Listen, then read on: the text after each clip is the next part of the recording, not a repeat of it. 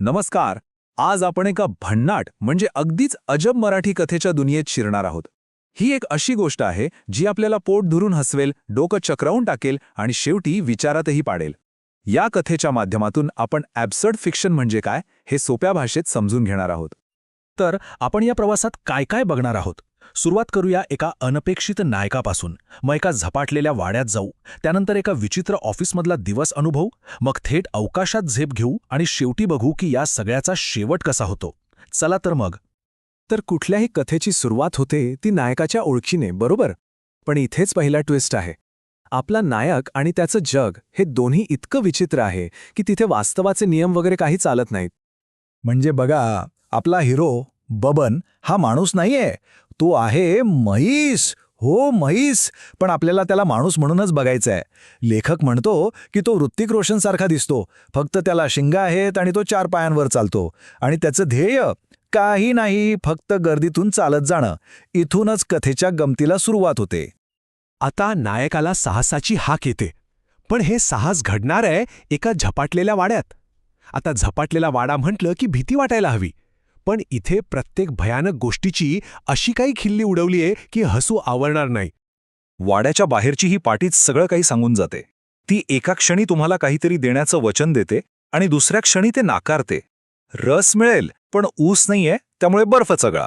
इथूनच आतल्या गोंधळाची कल्पना येते. वाड्यात शिरल्यावर तर अजूनच कमाल. भूतान खेतांऐवजी आपल्याला भेटतात आजच्या काळातल्या चिंता. एक झुरळ आहे जी गिटार वाजवते कारण त्याला स्टॉक मार्केटसाठी मोबाईलला रेंज मिळत नाहीये. भिंतीतून रक्ताऐवजी टोमॅटो सॉस वाहतोय आणि त्यात मीठ कमी असल्याची तक्रार होतीये. आणि या सगळ्यावर कळस म्हणजे त्या वाड्यातलं मुख्य भूत सुशीला मावशी.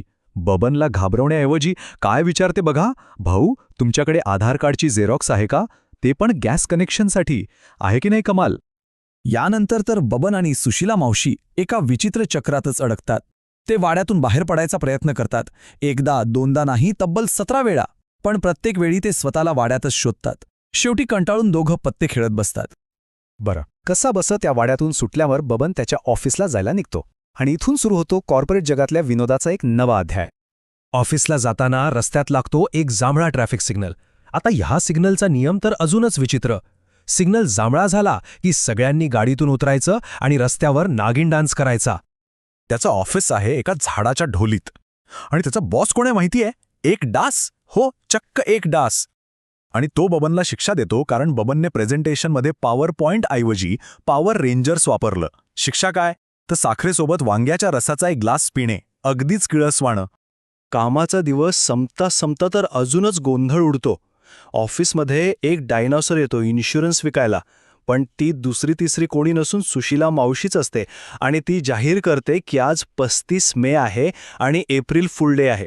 म्हणजे तर्क आणि कॅलेंडर सगळं काही बाजूला सारले. आता ही कथा पृथ्वीवर थांबत नाही. ती ऑफिसमधून थेट अवकाशात झेप घेते. आणि इथली निरर्थकता तर अगदीच वैश्विक पातळीवरची आहे. अचानक पृथ्वीवरचं गुरुत्वाकर्षण संपावर जातं आणि बबन तरंगत थेट चंद्रावर पोचतो. तिथे गेल्यावर त्याला कळतं की चंद्र म्हणजे दुसरं तिसरं काही नसून एक मोठीच्या मोठी पुरणपोळी आहे. आणि तिथे एक आजी भेटते जी चंद्राचा वायफाय पासवर्ड बदलत असते. शेवटी एका जोरदार शिंकेमुळे तो परत पृथ्वीवर येतो. पण पृथ्वीवर परतल्यावर ही शांतता नाही. तो थेट एका लग्नात जाऊन पडतो. आणि हे लग्न कोणाचं आहे? तर नवरदेव आहे एक वॉशिंग मशीन आणि नवरी आहे बबनचाच टूथब्रश जो फेविक्विकने चिकटलेला आहे. आता आपण या कथेच्या अगदी शेवटाकडे आलो आहोत, जिथे या सगळ्या प्रवासाचा अंतिम अर्थ समोर येणार आहे. पण बबनला इथे काही बक्षीस मिळत नाही, तर त्याच्या स्वतःच्या अस्तित्वाचं एक धक्कादायक सत्य कळतं. त्याच्या प्रवासात त्याला जे जे भेटले होते ते सगळे त्याला घेरतात आणि एकच प्रश्न विचारतात, बबन तू नक्की आहेस तरी कोण?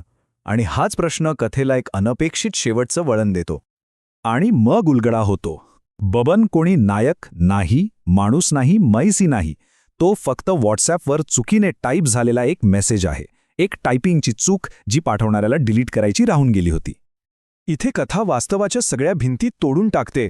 आकाशातून एक प्रचंड मोठं बोट येतं आणि ते बबनवर टॅप करतं आणि आपल्या मोबाईल स्क्रीनवर जसं दिसतं तसा एक डायलॉग बॉक्स येतो. सर्वांसाठी डिलीट करायचे का? आणि क्लिक होण्याआधीच सगळं काही नाहीसं होतं. स्क्रीनवर दिसतं फक्त बॅटरी लो. कथा संपत नाही, ती डिलीट होते. आणि यामागे एक साधंसं तांत्रिक कारण दिलं जातं. हा शेवट आपल्याला यावर विचार करायला लावतो की कथांचं अस्तित्व तरी किती तकलादू असतं, नाही का?